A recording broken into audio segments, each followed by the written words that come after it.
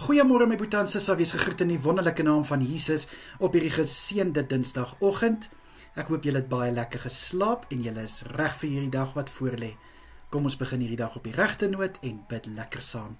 Vader, baie dankie vir 'n vars nuwe Dinsdag in ons lewens. Vader, baie dankie dat ons gespaar is om hierdie dag te betree. Here, ek wil ook dankie sê vir rus hierdie nag. Dankie Here dat U oor ons gewaak het en dankie dat deur U genade ons opgewek was om hierdie dag te betree. Vader, ek bid vir elke persoon dat hulle dag gevul sal wees met net die mooiste skepings uit die hand. Ek bid, liewe Here, dat die hemele oor hulle sal oopgaan. Liewe Here, vir nuwe besigheid, vir nuwe kontrakte, vir nuwe kliënte. Vader, ek bid vir sukses en vir voorspoed deur hierdie dag. En mag elkeen krag en wysheid ontvang in dit wat hulle doen. Vader, ek bid vir positiwiteit en ek bid ook, liewe Here, vir goeie moed. En Vader, wanneer dit voel dinge raak te veel, bid ek dat hulle dit voor U sal neerlê. Dat hulle net vir daai oomblik voor U sal stil word, sodat hulle weer verfris kan word. Asseblief, Here.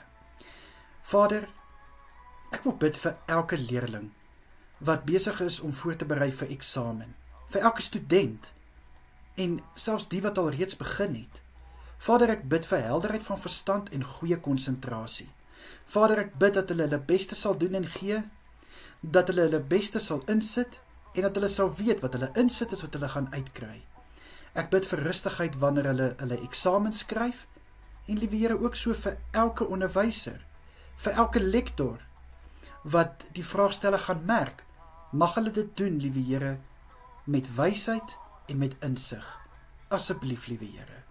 Vader, beskerm asseblief elke persoon deur hierdie dag en hou vir hom en haar veilig, waar hulle ook al gaan en wat hulle ook al moet doen.